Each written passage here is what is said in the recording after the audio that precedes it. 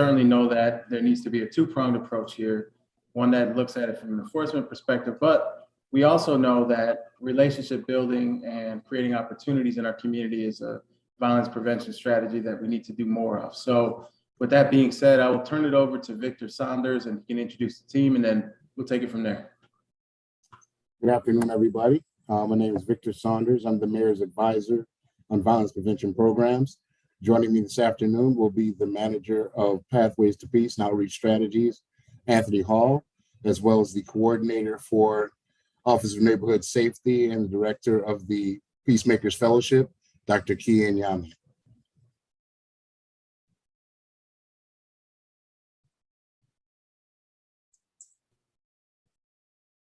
Great. So Victor, the show is yours whenever you want to, however you want to lead us off. And okay. Well, basically, I'll start with my position, which is a brand new position brought on by the administration to be the Mayor's Advisor on Violence Prevention Programs. The reason for this position is to be able to centralize all intervention and prevention components within the city up under the Mayor's office, which harkens back to the days of Mayor Johnson, who initially had started the intervention and prevention programs within the Mayor's office. This allows us not only autonomy, but also allows us the opportunity to streamline our processes and maintain program efficacy at a higher level. With that, under my auspices, I will have the Pathways to Peace Street Outreach Team, which also has additional outreach workers and their school-based staff. The manager of that program is Anthony Hall. He will be expanding his team within the year. He just received funding from City School District to be able to bring 11 more Pathways to Peace staff into the school district, working with the already 4 or 5 workers we already have within those buildings. We'll be working very closely with their crisis intervention team in regularly scheduled set schools, as well as answering events of crisis that occur throughout the building, throughout the specific district, throughout the district as it warrants. Dr. Kia Nyame, who is the coordinator of the Office of Neighborhood Safety, will be meeting with and has continued to meet with neighbors and Block clubs from across the community, dealing specifically with needs around gun violence. Early on, as the title would denote, you would think when you heard Office of Neighborhood Safety, it was confusion that his office did things similar to Neighborhood Service Center, which he does not. Dr. Nyame, his focus will be strictly on decreasing gun violence in neighborhoods, and a targeted approach through his work with Advanced Peace, Peacemaker Fellowship will work specifically in the 10th Ward section of the city, which will be from Lyle Avenue to Westridge Road and from Lake Avenue to Mount Reed Boulevard. Within that area, he will enlist neighborhood change agents, which will also be outreach workers, but specific to the fact that they will work only and specifically with individuals that have had instances of gun violence, and they themselves, the mentors or change agents that will be coming on board, which will be 4 full-time and 2 part-time, will also be individuals that have had different life experiences around gun violence and the trauma associated with it. So with that, that is pretty much in a nutshell what those positions will do. Specifically to my own position, besides the centralization of intervention and prevention, my charge is to galvanize, support, and work cohesively and collaboratively with all grassroots organizations within the city that are targeting violence, intervention, and prevention as a hallmark for the work that they do, as well as the different community organizations that work with victims and the traumas associated with violence across the board. So If you have any questions, feel free. Okay, I will lead us off and then. Oh, I'm sorry, Mr. Melinda. Sorry, President. I don't know how I forgot this, but as of late, I've also been given the charge of being in charge of the Rochester Peace Collective, which is a situation of investment in the city and intervention and prevention components of grassroots organizations that are already doing this work, boots on the ground, as well as some very innovative programs that could possibly be utilized to decrease violence within the city as well.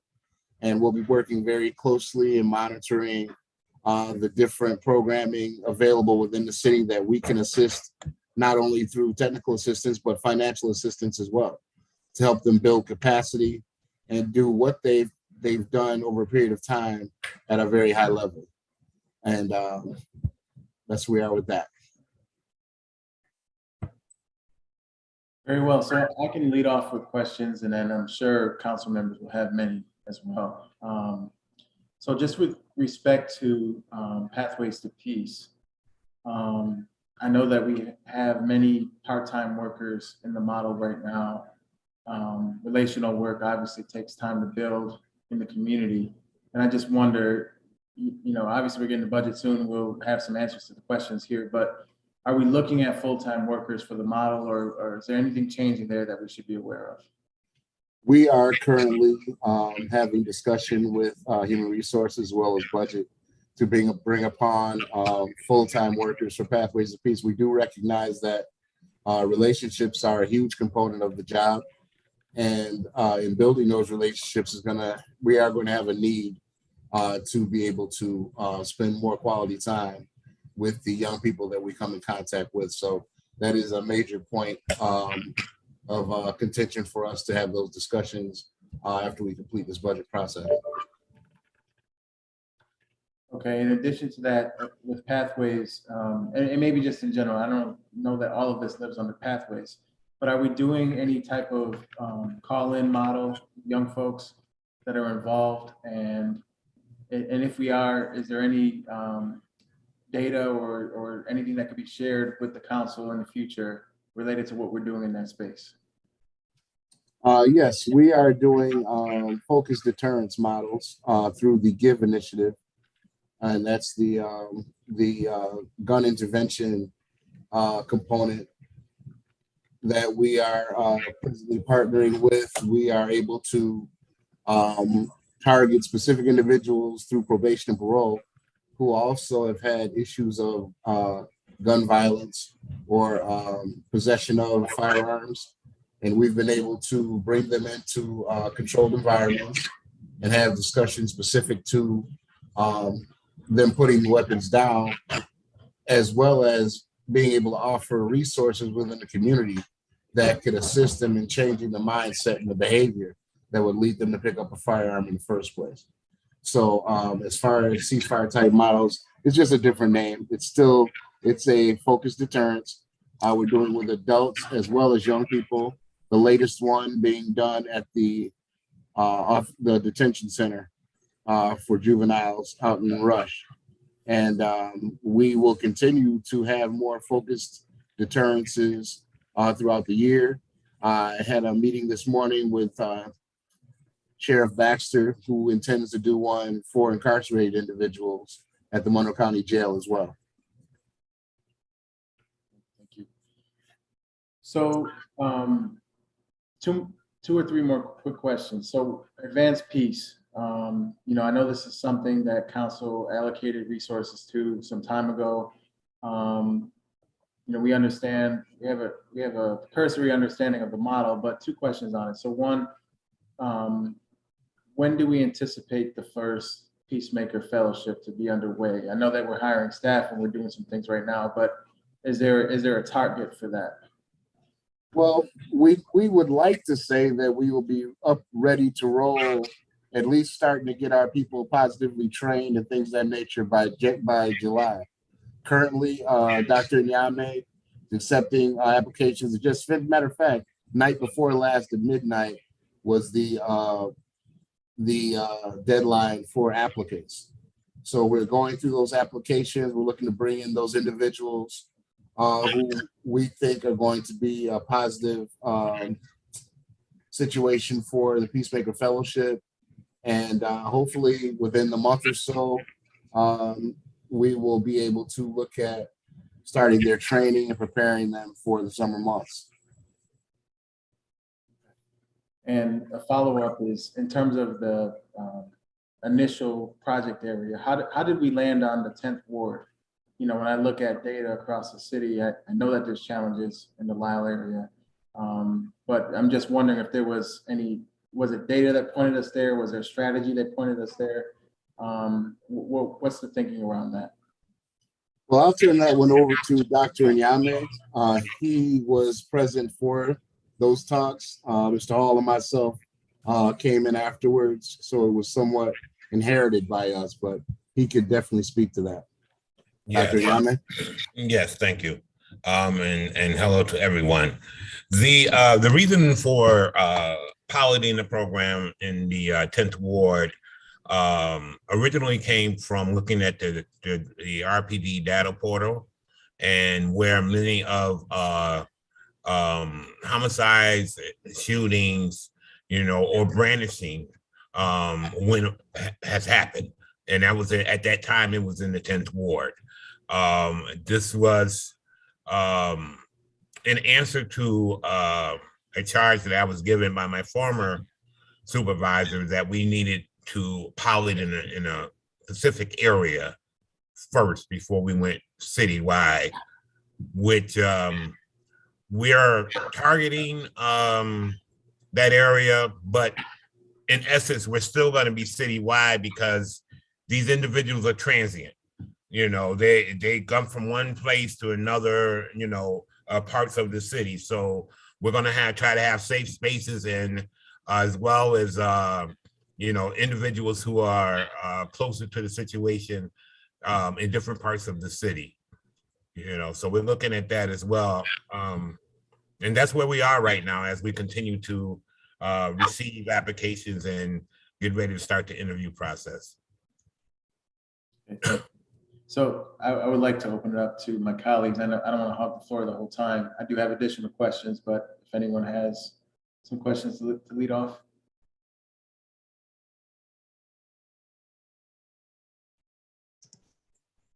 I do. All right, Vice President. Yeah. I guess I'd like to understand the structure of the department.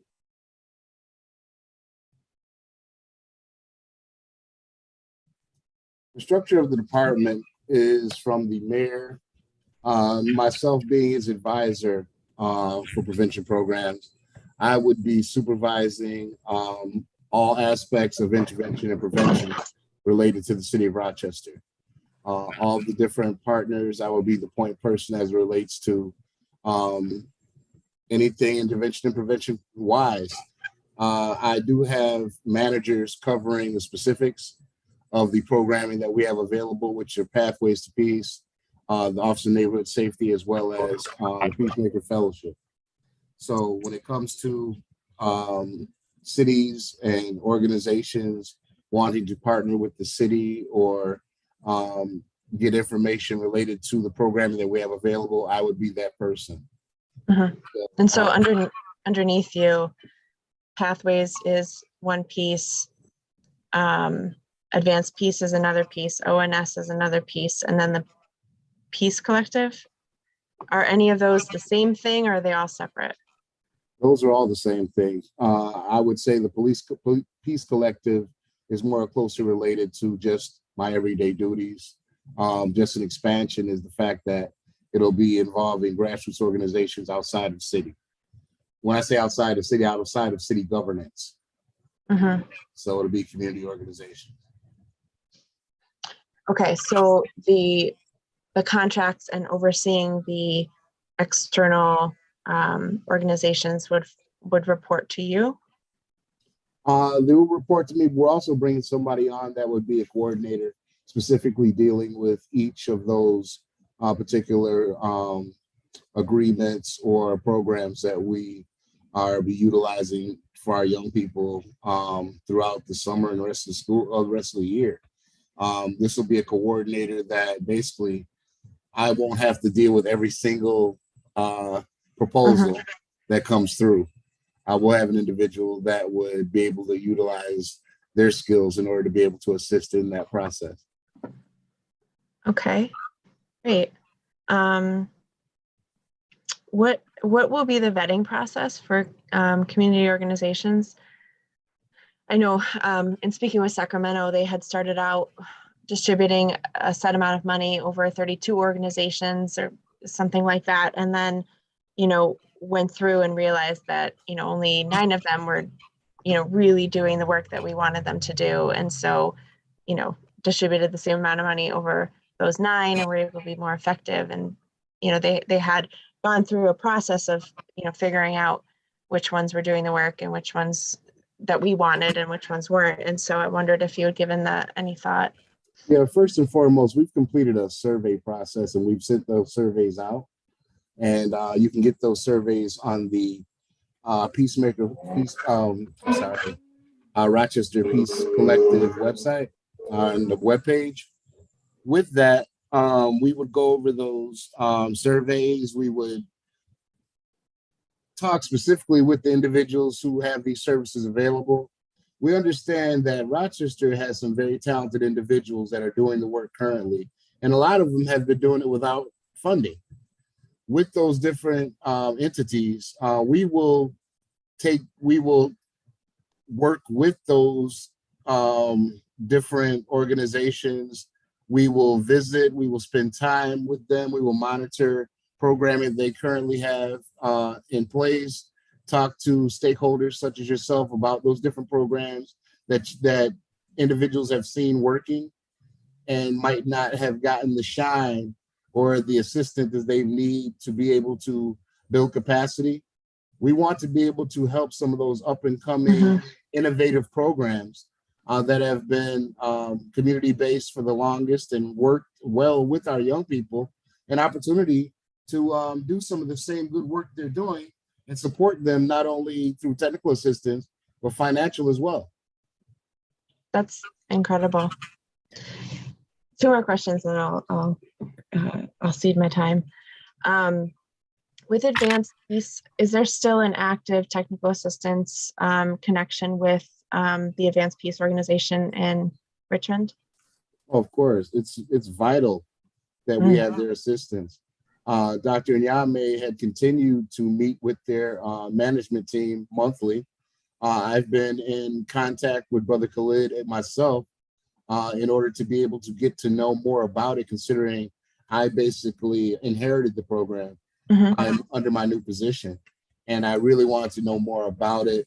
So was able to spend more time with Dr. Nyame and have those Zoom calls with Richmond. It's been phenomenal. I'm very excited about the prospect of the work that's going to take place, specifically with knowing that it's so closely related to the general outreach work that I've cut my teeth on for years. And the fact that it targets one specific area for that work and target individuals specific to gun violence, it harkens me back to the days of Dr. Clofus when he first told me that would be the best model is targeting that one particular area over a period of time. So I'm very excited about the prospect of that happening and watching our neighborhood change agents assist our other individuals who happen to be going through what they're going through behind decisions involving gun ownership, illegal gun ownership, helping them put their life maps together and do all those different things available. So we're very excited about the prospect. I'm really excited about that as well. Definitely. Last question. For some of this work, I know that there's maybe some barriers to the fluidity of funds to assist with kind of relocation or basic needs.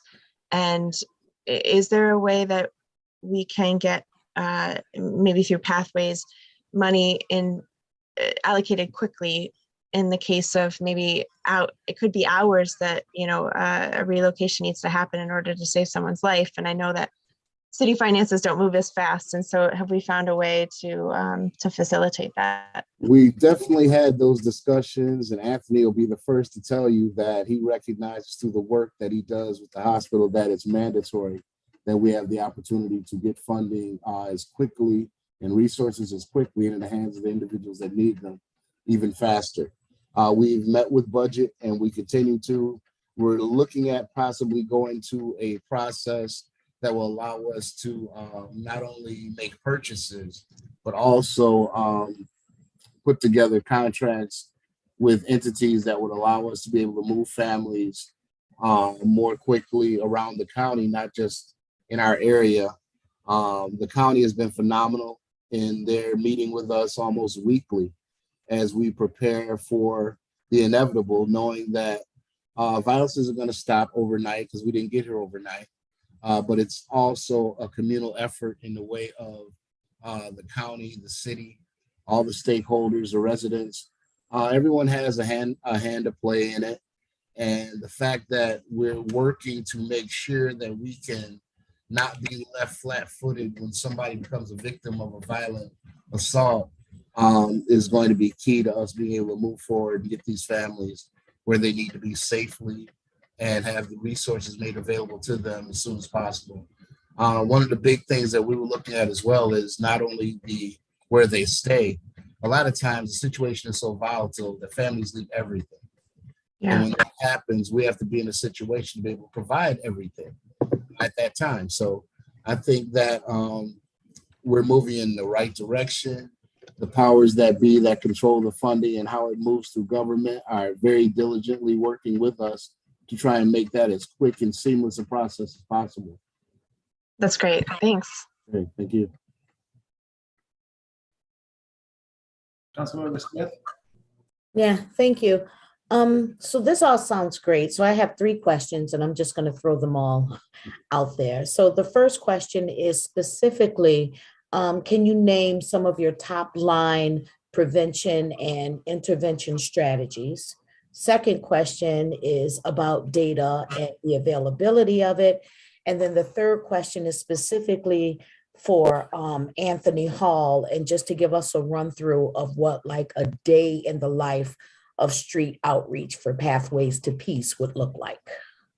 Well, I'll tell you what, I'll cover the first 2 and I'll let him try and condense what a day in his life looks like, because I know it's going to be a major story.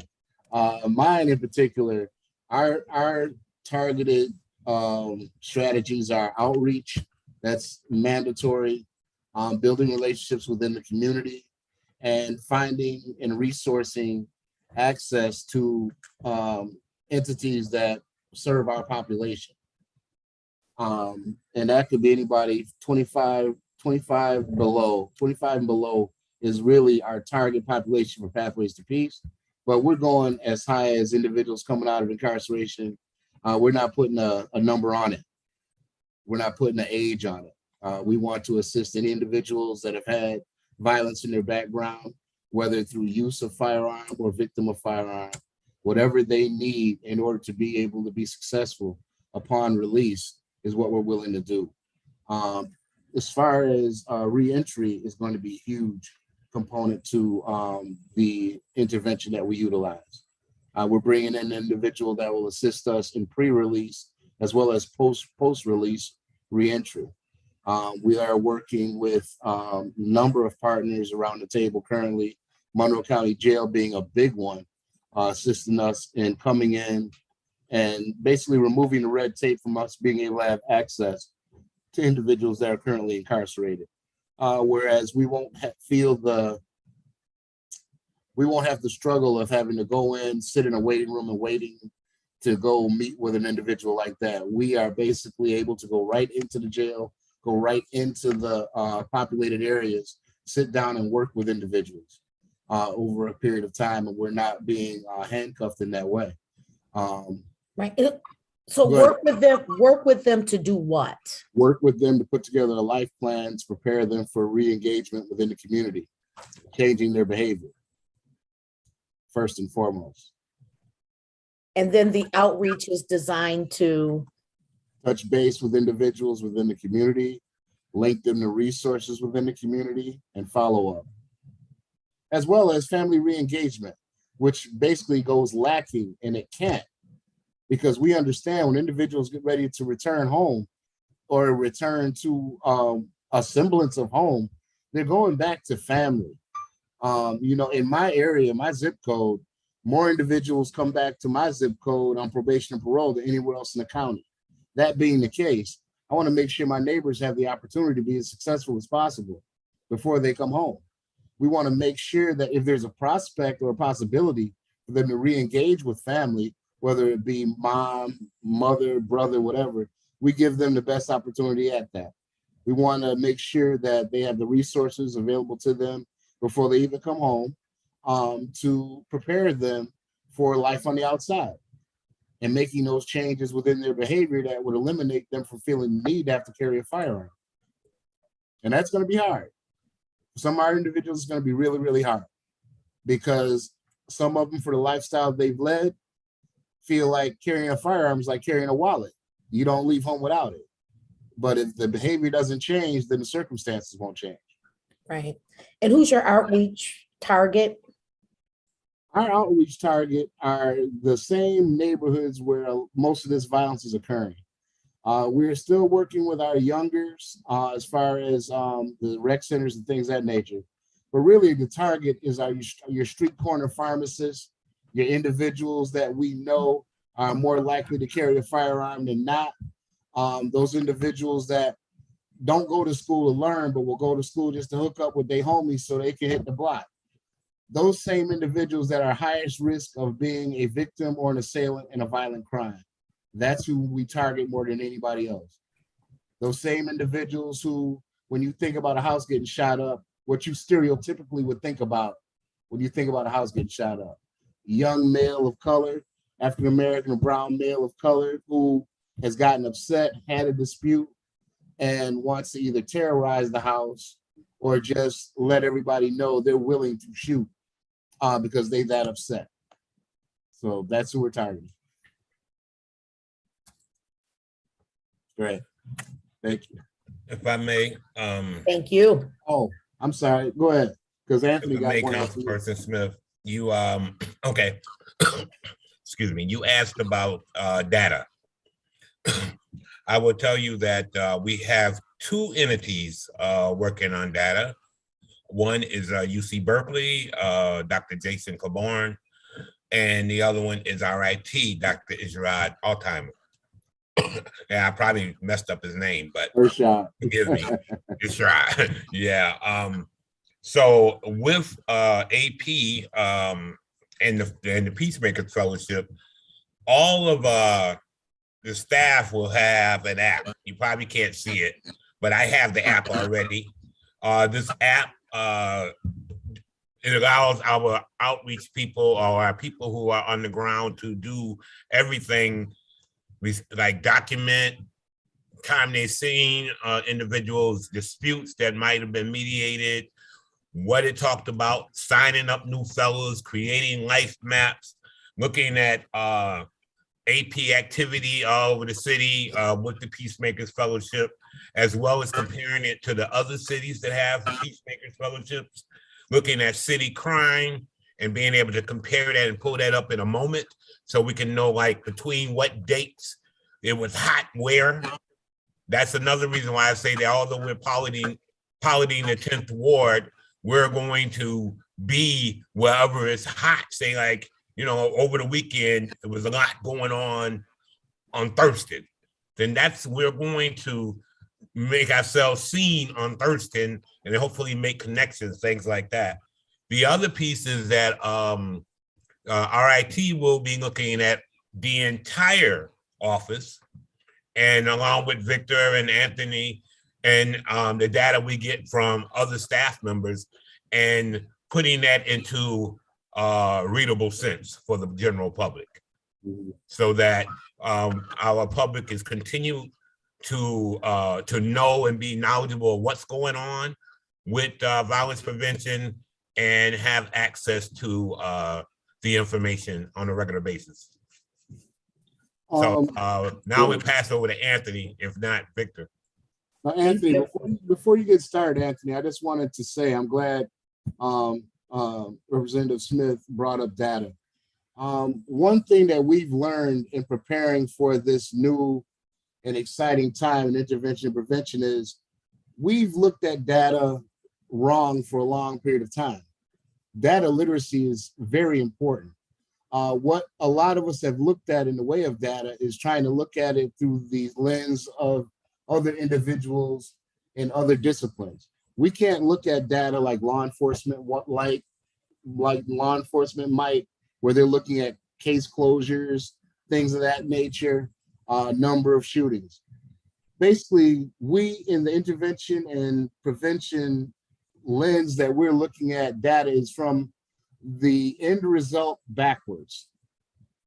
We're looking at a situation where if something happened at 5 o'clock on Sunday at Avenue D in Hudson, we want to know what was happening leading up to that event at 3 o'clock, 2 o'clock, 1 o'clock in that community that allowed for something like that to happen at 5 o'clock.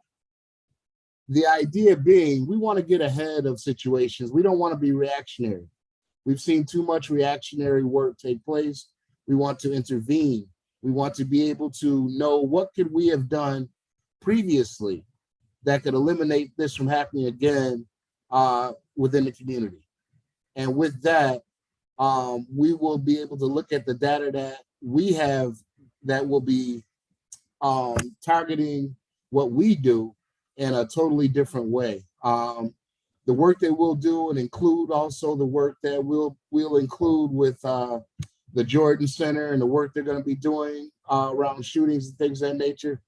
The way we look at data is going to be specific to how we intervene and prevent violent altercations leading to gun violence.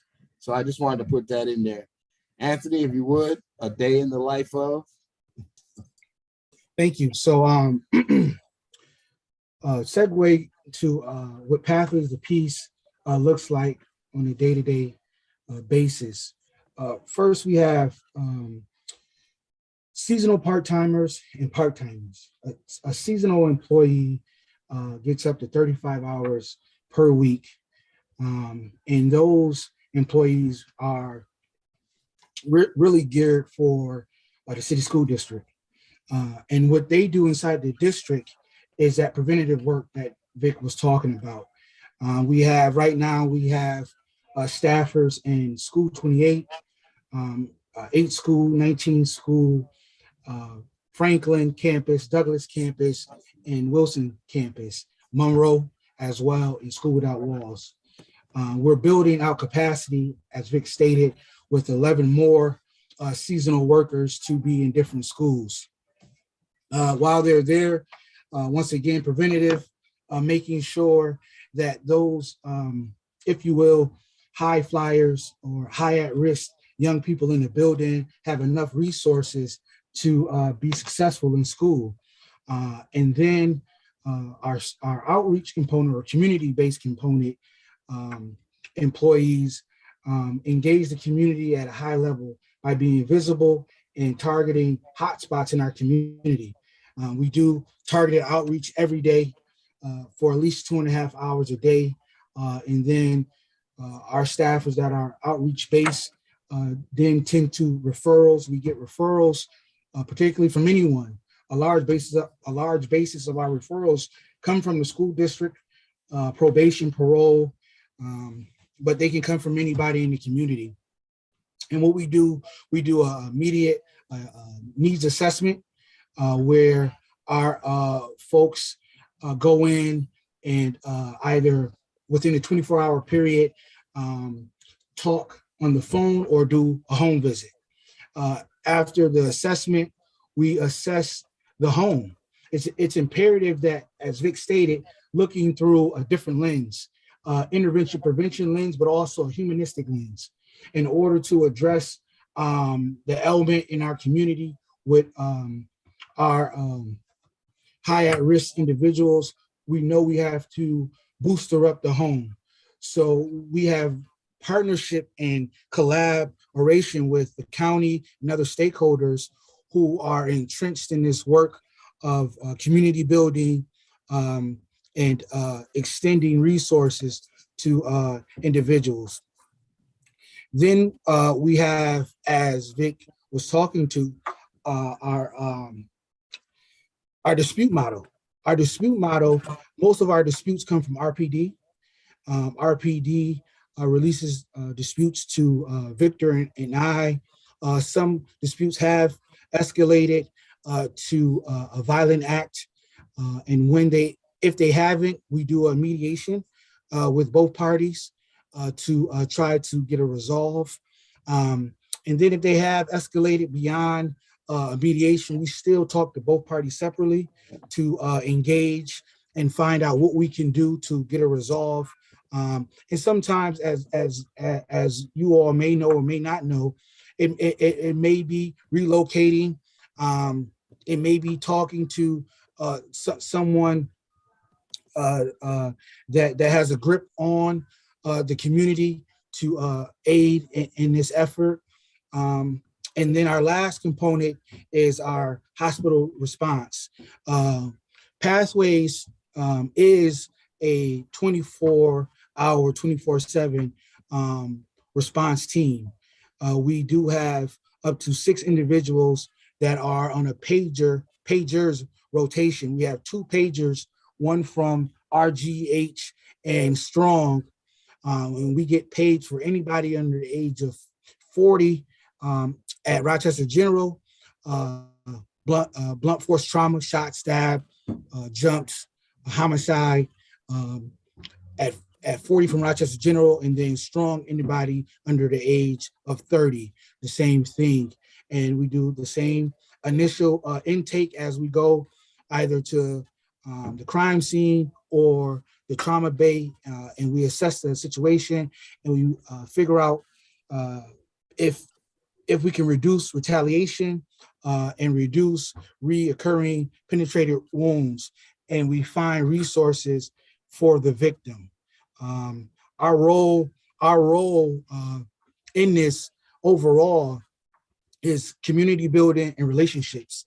It's very important that folks in the community that are engaged in some unsavory behaviors understand that there's a way out and there's opportunity.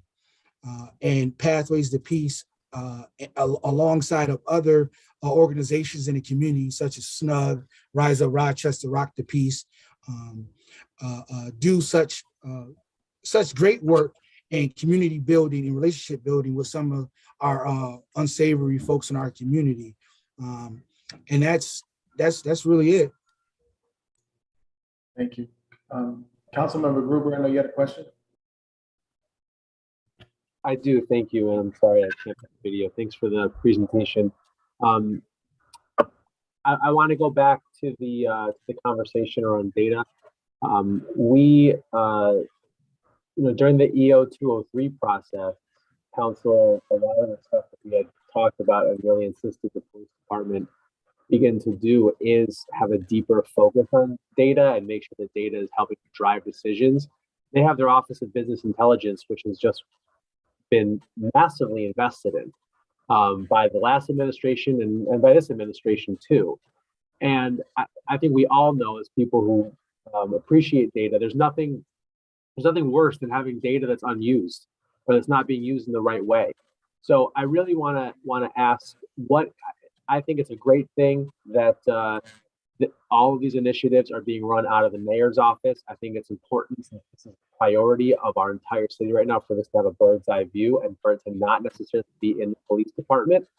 But it doesn't make sense to not utilize the Office of Business Intelligence and the work they're doing. So can you give some type of an update as to what kind of synergies there are, how often you work with Nick Petiti on some of the projects he's working on, how that data informs what you guys do?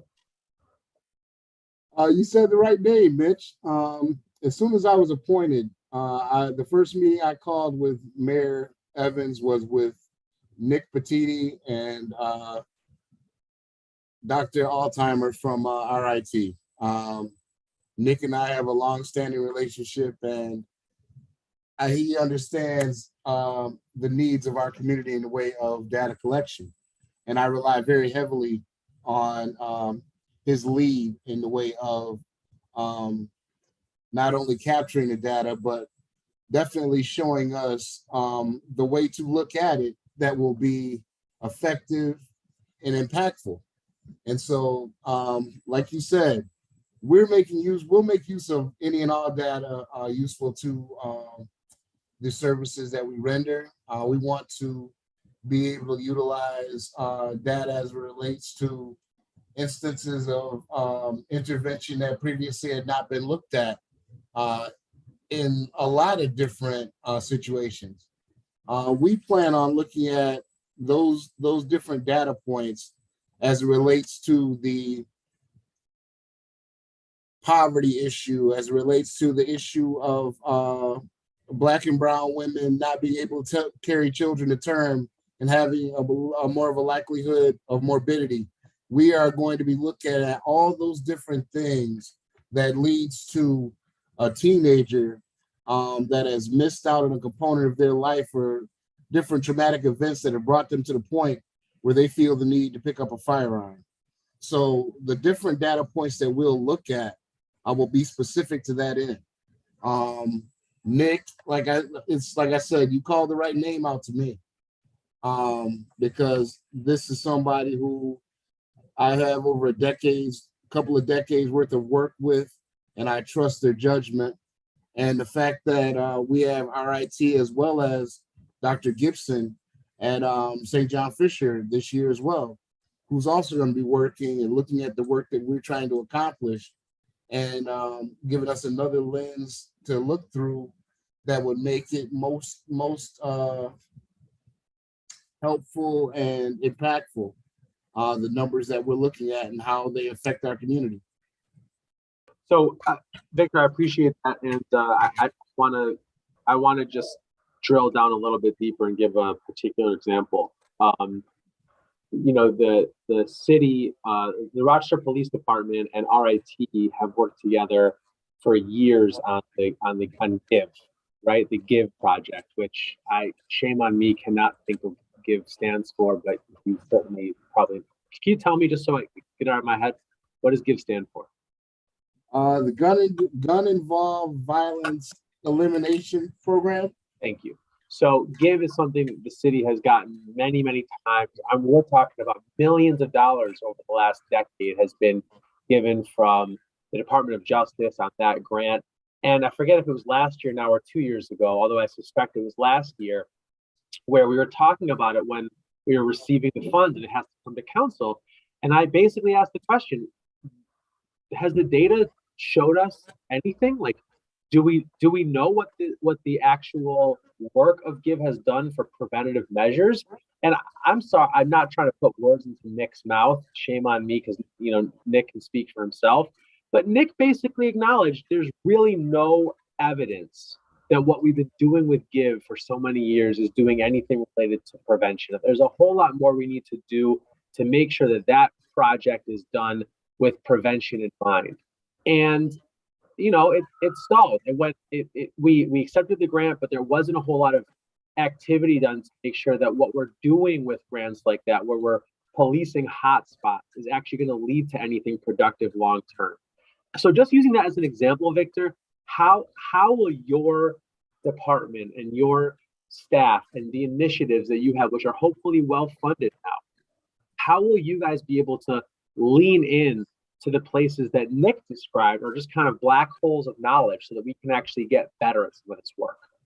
Well, I'll tell you what, Mitch, I'm gonna give you a prime example on the fact that we've just completed our first 100 days of this new administration, Anthony, myself, and Dr. Nyame and this new administration. And I'm going to let Anthony tell you about how we have worked with this new initiative and results, some of the results that have come out of that for the intervention that we've put into this work. Anthony? Yeah, definitely. The GIVE initiative has so far has had two focused deterrent groups. The initial group, the first group was about 8. The second group was about 22. And the one out at Rush was about 25. The first two groups, out of the first two groups, we got 13 individuals employed. With employment comes, as Vic stated, a life success package or plan, if you will. And we follow up once a week to make sure that these individuals are still engaged and still working. Some of the barriers that we find often is transportation. And we have found ways in other organizations and resources to help with transportation, not just RTS, but Uber, Lyft, gas cards, thinking outside the box. Also, making sure that individuals that may be involved in unsavory lifestyle, giving them an alternative. We have individuals calling in daily requesting to get out of the lifestyle. And one of my jobs is making sure that we have relationships with employers that are willing to hire folks on demand. So I have several employers in our community that I tell individuals, fill out the application and we're going to get you hired.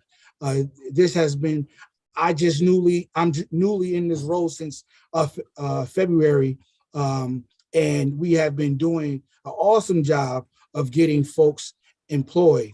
I think to your point, Mitch, is the data and what does that look like?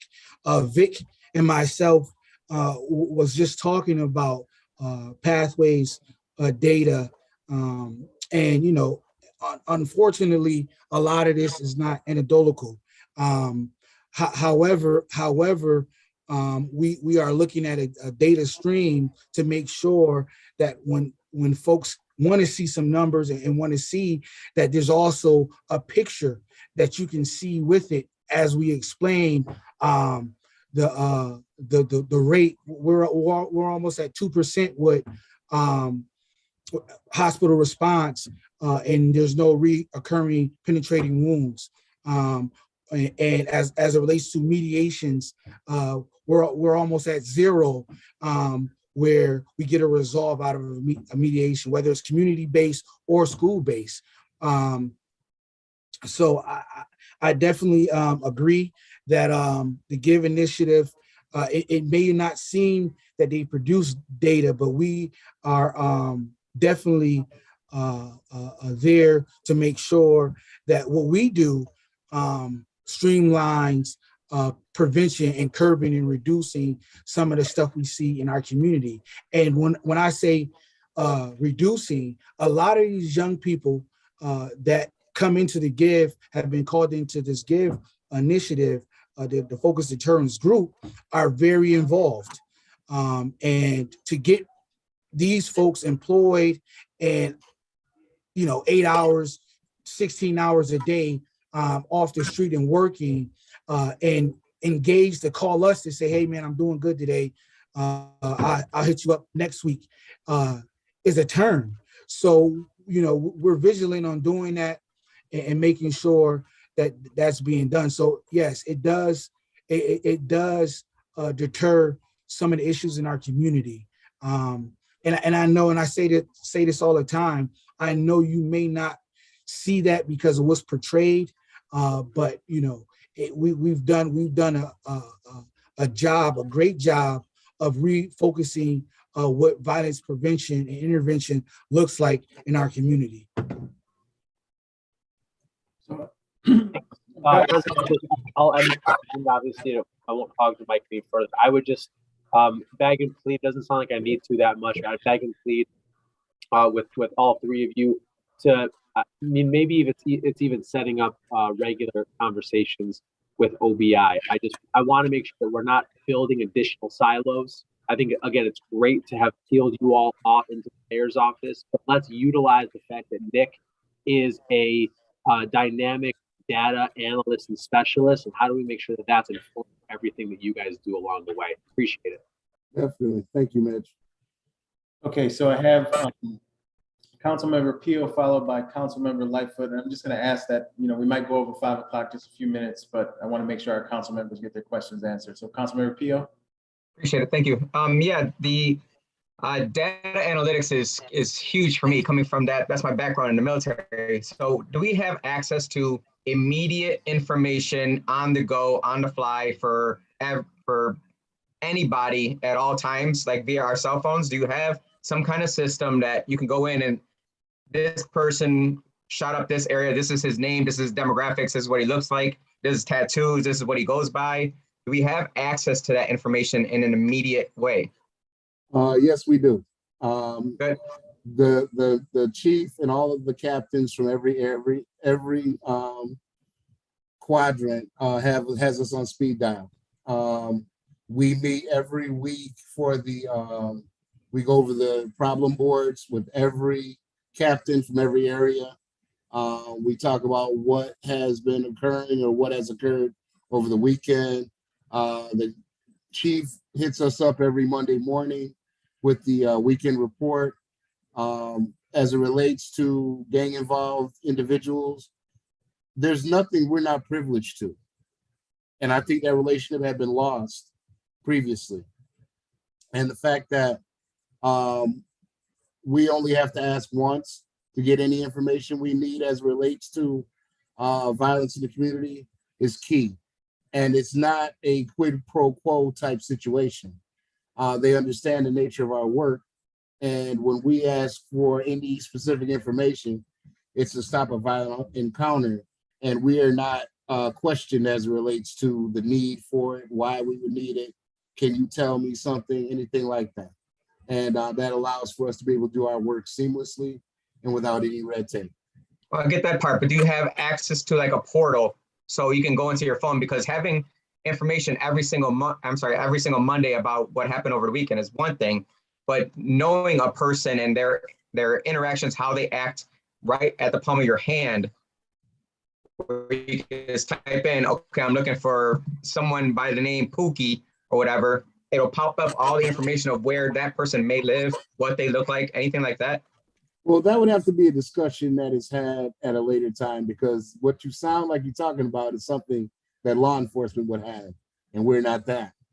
I think, that comes real close to crossing the line as far as access to that type of material. Now, if it's something that's shared with us or there's specific information that we need, we can get that.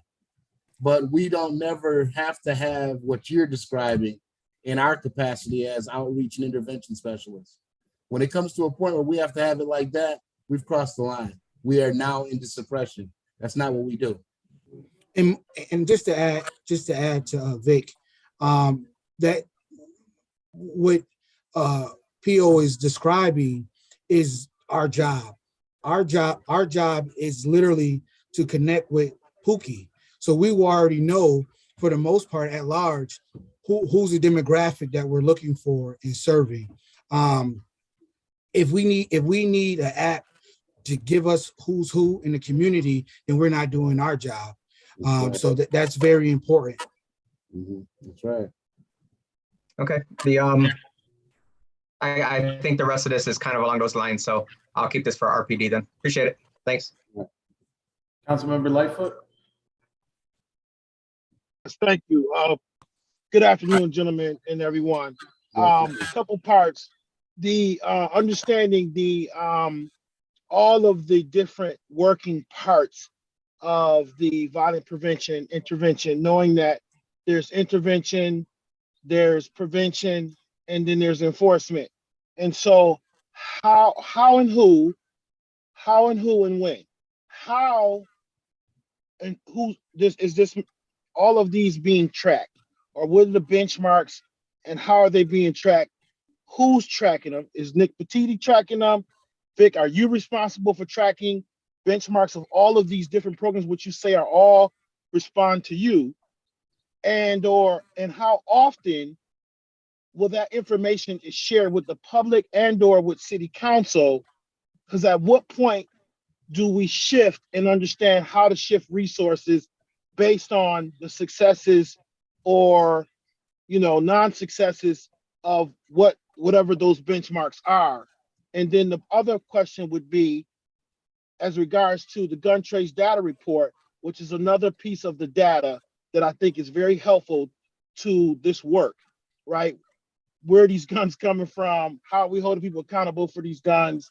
That's an unanswered question that we've heard time and time again. They're coming from the corner stores, they're coming from out of town, they're coming, but no one can actually, or that data is not available to the public, as Mr. Pio was saying, is not real time.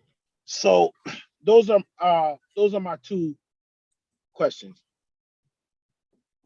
As far as the data report, the gun trace data report, I'm going to let Dr. Nyame speak to that because he's already in contact related to us getting that put together. Dr. Nyame, would you share with Representative Lightfoot? Excuse me. Yes. As far as the guns and the data on guns and things of that nature, that information is hopefully being administered and sent to us. As of right now, I don't have the information on where they're coming from, except for the information that I know from my own research. But from a global community perspective, that is more of a RPD issue. And the other piece with that is that we cannot have a public forum or information center that is describing this information because people's lives are at stake. It's a whole nother thing when we have it within council and within the Office of Prevention or Violence Prevention. And it's a whole nother thing when we have it out in the public. So, well, Dr. K, just want to clarify my point. Prior to this current administration taking, we signed an agreement with Brady National RPD, and then this current administration has committed to continuing the gun trace data report, which Chicago has done, which is very public. So there are other cities who have done gun trace data reporting, in which we've signed agreement. We have a current agreement right now on that. I guess my question is, where are we?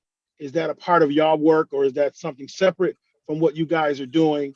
But I know that there's a commitment from this current administration as well to some of the work that the Iraq Against Gun Violence Coalition has done in the past to create a gun trace data report that's very public, and it's it doesn't impact anyone's life. Considering, Okay. I stand corrected because I thought you were talking about the same thing I was talking about, and it's not the gun trace data report that I was talking about. I think I set Dr. Nyame up with that question because what he and I were talking about, the report was not the gun trace data report. It was a total another report that we were looking at. The gun trace data report, as far as law enforcement and the Iraq Against Gun Violence Coalition is concerned, is definitely something the city has signed on for. That's something we will utilize, that data that comes out of that report in some of the work that we do that doesn't involve law enforcement.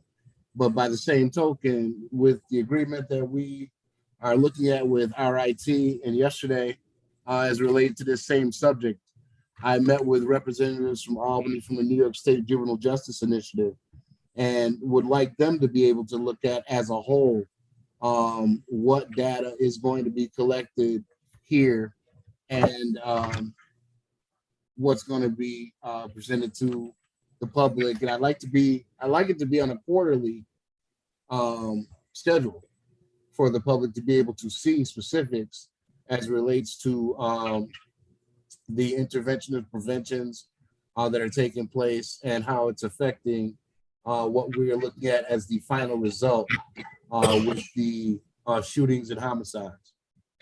So with that, Vic, I'm sorry, go ahead. Go ahead. Go ahead. I was gonna ask, I heard, and correct me if I'm mistaken or if I missed it. Is there a website, or I know the city's website is very difficult to navigate, but I think I heard you talk about another particular website.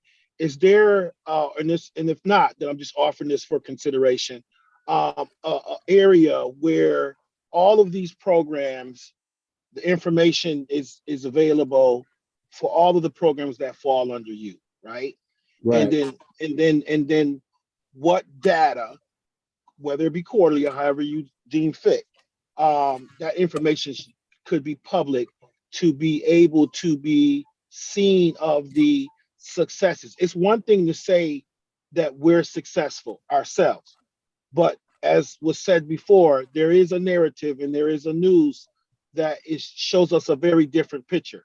So if there was a way that we combat evil with good, if you will, by having the actual real-time or updated KPI indicators of information of, we're investing a lot of money into these programs, and some of them are very new. We're in a very new space of human services or outdated space prior to your coming on board and your team.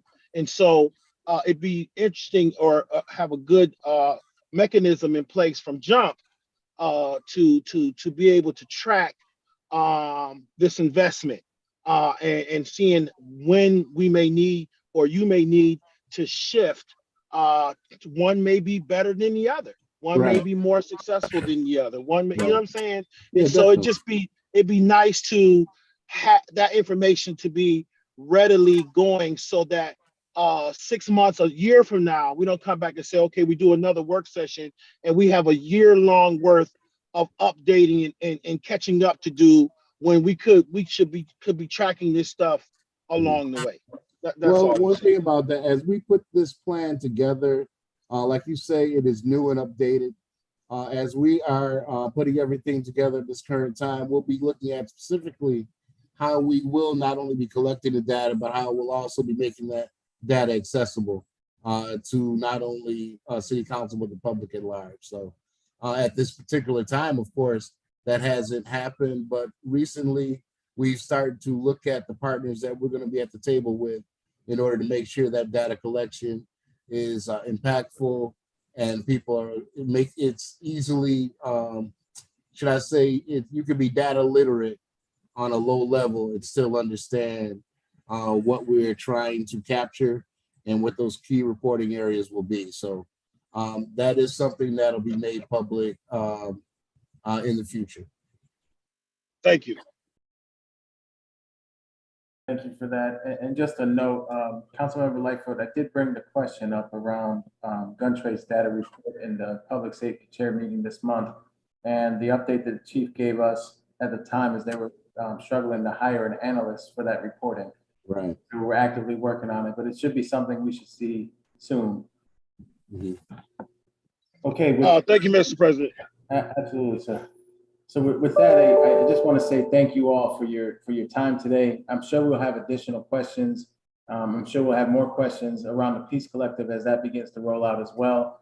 But in the interest of time, we want to thank you for giving us 10 extra minutes of your time, and we look forward to continuing the work. So thank you. Thanks a lot. Appreciate it.